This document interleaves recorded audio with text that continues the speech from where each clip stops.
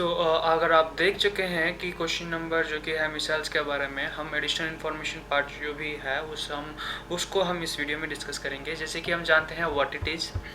मैं आपको point wise note भी कर सकता हूँ या फिर दे सकता हूँ कि व्हाट इट इज़ पहला नंबर पॉइंट है। उसके बाद कैसे स्प्रेड होता है, उसका इनिशियल सिम्टम्स क्या रहता है, vulnerability, the most serious completion, उसके बाद प्रिवेंशन। ये 6 पॉइंट्स वेरी इंपॉर्टेंट पॉइंट्स है जो कि एडिशनल इन्फॉर्मेशन पार्ट में बहुत ही ज़्यादा बड़ा रोल प्ले करने वाला है। पहला है what it is.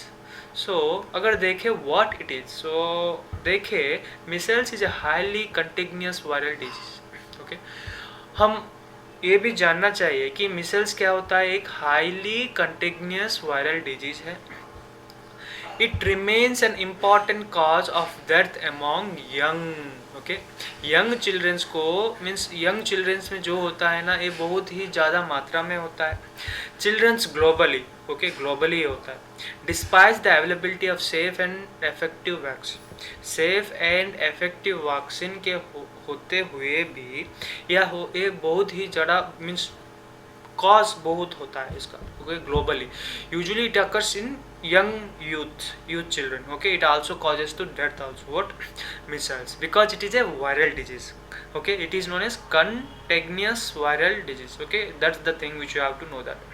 Then after अगर देखें स्प्रेड कैसे होता है। यूजुअली स्प्रेड अगर देखें एक जगह से दूसरी जगह कैसे स्प्रेड होता है। अगर देखें अगर एक सिम्टम्स हुआ उसका मिसाइल्स, उस मिसाइल से ये अगर हम जान सकते हैं कि ये कम्युनिकेबल डिजीज नहीं है, it is not a communicable disease. So how it is been spreaded?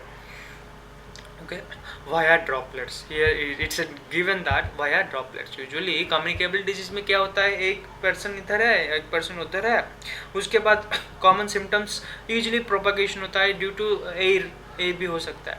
लेकिन इसमें क्या आता है, droplets from knows, mouth and throats of infected person. अगर मिसाइल्स है एक पर्सन में तो फिर दूसरा पर्सन को कैसे जाता है, उनके ड्रॉपलेट्स के दौरान। ठीक है,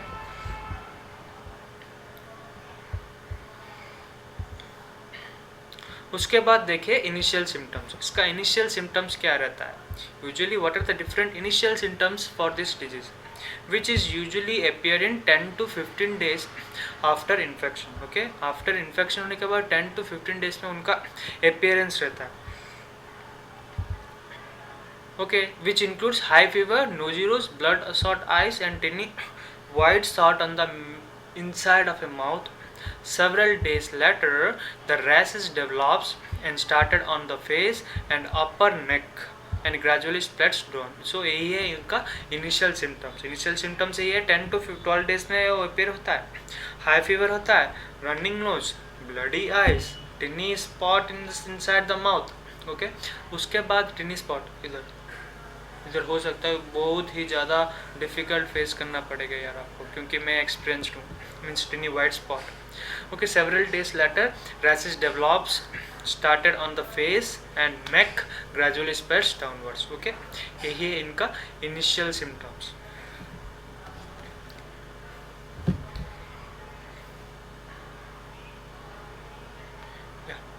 ठीक है, तो फिर यही है क्या उनका इनिशियल सिम्टम्स है। ठीक है, किसका, ये इनिशियल सिम्टम्स ऑफ मिसाइल्स का।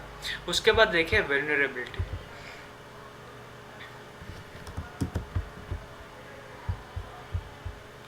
Vulnerability. Several missiles more likely among poorly nourished young children, especially those with insufficient vitamin A. So vitamin A के अभाव में या फिर विटामिन ए के एब्सेंट में ये होता है। Those immunity power been weakened by HIV और AIDS and other diseases. Okay, ये मिसाइल्स जो कि इम्यूनिटी पावर भी कम अगर होगा तो फिर ये मिसाइल्स यूजुअली उनको पकड़ लेगा। ओके, या फिर हम कह सकते हैं जब्त कर लेगा। ठीक है, उसके बाद द मोस्ट सीरियस कंप्लीशन